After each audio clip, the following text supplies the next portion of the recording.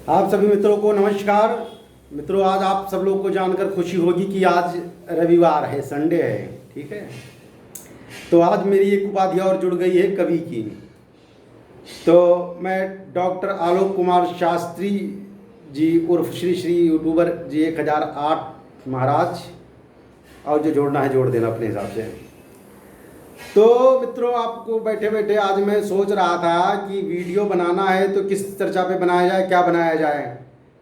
मेरे मन में बैठे बैठे विचार आया है कवि की भांति कि जब कभी हम लोग घर से कभी यात्रा पे निकलते हैं या घर से बाहर निकलते हैं, तो क्या है कि हमारे देश की विडंबना है कि जिसके पास धन है, धन ही है, धन है। एक इंग्लिश में श्लोक कहा गया है, वैसे इंग्लिश तो कमज़ोर ही है मुझे, कि मनी बिगेट्स मनी। जिसके पास धन है उसके पास धन ही धन है, धन से धन कमाते हैं। तो मित्रों, उसमें क्या है कि बहुत सारे हम लोग निकलते हुए देखते हैं कि बच्चे गुब्बारा बेचते हुए कोई मिलता है, कोई अन्न की तलाश में रहता है, किसी को कुछ चाहिए, कोई किसी को कुछ चाहिए, कैसी। अब इस विडंबना को देखते हुए मैंने सोचा कि किसी कवि की परिकल्पना की जाए, किसी की किताब मिल जाए तो बाँच लिया जाए, क्योंकि मेरी पुस्तक अभी छपने में समय लगेगा मित्रों। ठीक है, अभी 1 महीना हुआ, हमारा चैनल जो है अभी बचपना में है, बचपना से बड़ा होगा, फिर हमारी पुस्तक छपेगी। फिर तब तक तो जो है काहे राधा काहे नौमन तेल हो यो काहे राधा नचिए। ठीक है, उसको सब छोड़ दीजिए, वो सब बात की बात है। तो पंडित चंद्रशेखर मिश्रा जी की एक पुस्तक मिली, उस पुस्तक में मैंने देखा जो है कि आजकल जब बच्चे क्या होता है, जिस उम्र में उन्हें स्कूल जाने का होता है, उस उम्र में वो कभी कभी मजदूरी, कभी कभी होटल की चाय की दुकान पर भी आपने देखा होगा, कई सारे जगह गुब्बारा बेचते हुए आपको मिलेंगे। रास्ते में जब आप चलते होंगे तो कहीं कहीं पैसे भी मांगते हुए मिलते हैं। तो इस समय में इसमें कवि की परिकल्पना देखनी चाहिए। तो हमने मिला पंडित चंद्रशेखर जी की किताब में, उन्होंने क्या लिखा हुआ है कि पुस्तकों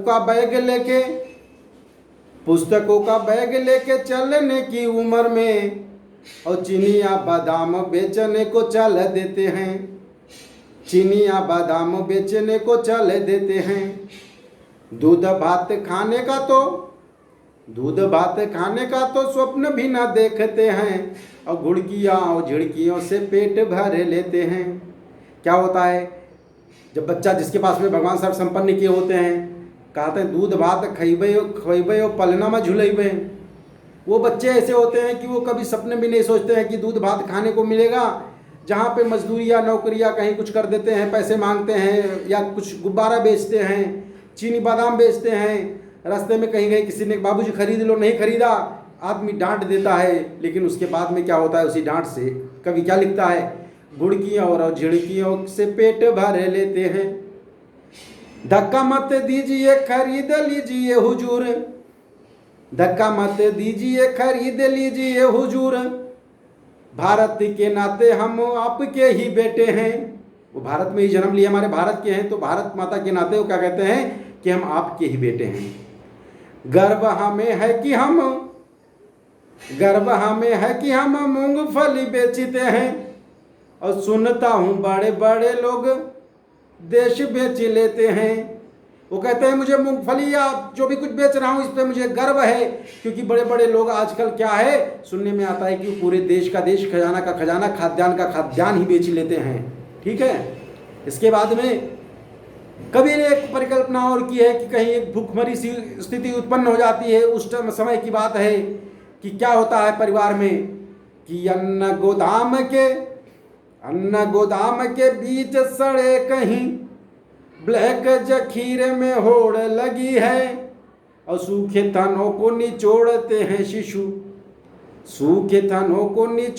हैं शिशु, माता के पेट में आग लगी है, माता के पेट में आग लगी है। अब जब देखो, धन गोदाम अन्न भंडारण अभी भी भरा हुआ है हमारे यहाँ। हम देखते हैं कुछ लोग जो सड़कों पे मांगते हैं, उसके अलावा हम देखते हैं खाद्यान्नों में भरा हुआ गल्ला कभी कभी सड़ जाता है, ऐसा समाचार हम सुनते हैं।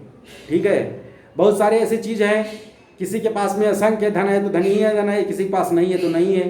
तो मित्रों, इस समय में ऐसा करना क्या चाहिए, भगवान ने जिसको दिया हुआ है उसको अपना हाथ आगे बढ़ाना चाहिए। जिसके पास नहीं है तो उसको नहीं ज़्यादा भोजन भर का तो व्यवस्था करना ही चाहिए। तो माता के पेट में आग लगी है और बाप चुरा कर रोटी चबा गया। देखिए क्या लिखा है कवि ने, बाप चुरा कर रोटी चबा गया, हाय रे बेटी निराश खड़ी है, हाय रे बेटी निराश खड़ी है। और बादर से बदरी ने कहा, बादर से बदरी ने कहा पिया, पानी पिला दो प्यास बड़ी है, पानी पिला दो प्यास बड़ी है। तो मित्रों ऐसे में क्या होता है कि जब भूख काल की स्थिति होती है और अन्न भंडारण भरा होता है, अब सरकार कितना क्या क्या करे, कैसे करे, कहाँ कहाँ सुधार लावे। सरकार के सुधार लाने से पहले अगर हम अपने आप में सुधर जाएं तो वही एक बहुत बड़ी जो है देश के लिए एक कल्याणकारी योजना होगी, या जो भी है आप मान लीजिए। भगवान ने आपको 100 रुपये दिया है, मैं मान लेता हूँ 100 रुपये में अगर आपका टैक्स कहती है 10 रुपये काट लेंगे, आप कटा देंगे। आप कभी अपने मन से ऐसा क्यों नहीं सोचते हैं कि उस 100 रुपये में से जो 90 मिला, 90 में से 10 रुपये हम किसी ऐसे जिसको मतलब ज़रूरत हो, ज़रूरतमंद को दे दें ताकि उसका भूख भी समाप्त हो जाए। अब आप लोग सोचते होंगे कि क्या मैं ऐसा करता हूँ, मेरे ऊपर सोच रहे होंगे कि मैं उपदेश देता हूँ, क्योंकि पर उपदेश सकल बहुतेरे, जे नर नहीं आचरण घनेरे। मित्रों मैं करता हूँ नहीं करता हूँ वो अलग बात है, लेकिन मन में मेरे यही विचार जरूर होता है कि जब मैं घर से निकलता हूँ रास्ते के बीच में मैं देखता हूँ, मेरा कोशिश यही होता है कि अगर कोई भी भूखा या कोई ऐसा व्यक्ति मिले, अगर मुझे लगे कि ये इसको ज़रूरत है और परमात्मा ने मुझे दिया हुआ है, तो मेरा पूरा प्रयास होता है कि मैं अपने अनुसार, अपने सामर्थ्य अनुसार जितना भगवान ने मुझे दिया है, मैं उसकी मदद ज़रूर करूं। लेकिन अब वही है, पहले गुप्त दान होता था, अब तो मैंने बहुत सारे वीडियोस इसमें देखे हैं, फोटोस।